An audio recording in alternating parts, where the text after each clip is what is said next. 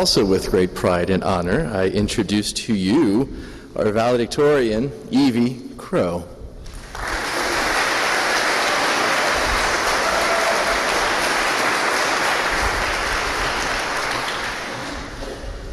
To CHS board members, faculty, families, and friends, welcome. Thank you for being here, and thank you for all that you've done. To the soon-to-be graduates, y'all, today is the day. It's the day we've been working for, and waiting for, and been terrified for. We've studied and laughed and grown together over the last 4 years, knowing that it was all building up to this very day. Can I get a round of applause for the class of 2019?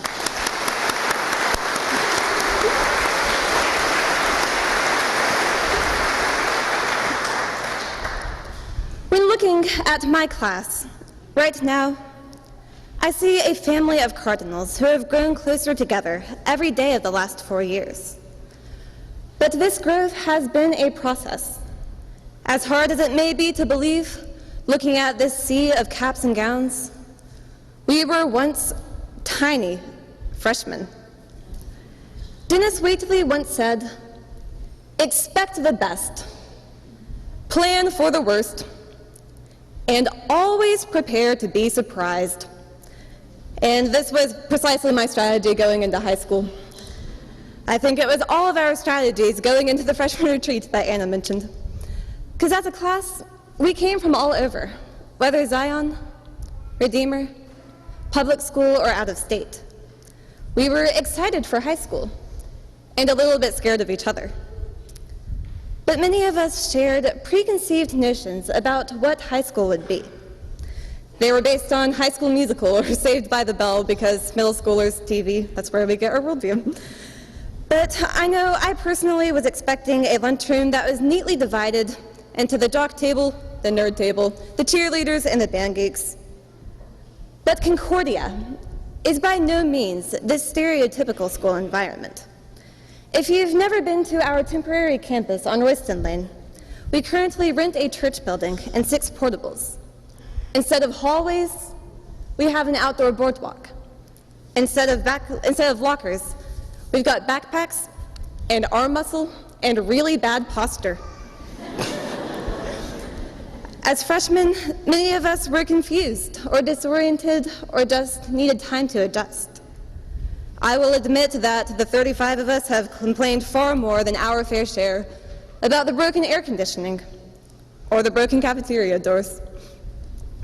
Yet, over our 4 years at Concordia High School, we have learned that a building does not make a school, but the people do. Concordia is not a state-of-the-art soccer stadium, but it is our soccer team soaring to a state runner-up title.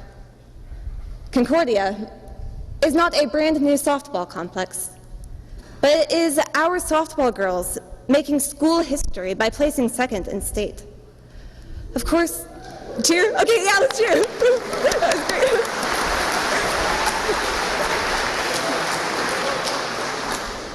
Good job. And of course, thank you. Anyway, of course, we can't forget that the new campus, or the promised land, is coming, and it's going to be fantastic, even if our class, like Moses, won't be there to witness it. But the defining characteristic of Concordia High School is the sense of family. I can truthfully say that I have never experienced a community so welcoming, loving, and willing to open its arms to little lost freshmen. We've all been so incredibly blessed by our teachers, who view us not just as numbers, but as individuals and children of God. I think I speak for my class when I say that we are all so thankful for all the opportunities that have been unique to Concordia. So far, I don't think we've realized just how much we'll miss family groups and even morning announcements. We don't yet appreciate knowing everybody's name and having deep conversations on the boardwalk between classes.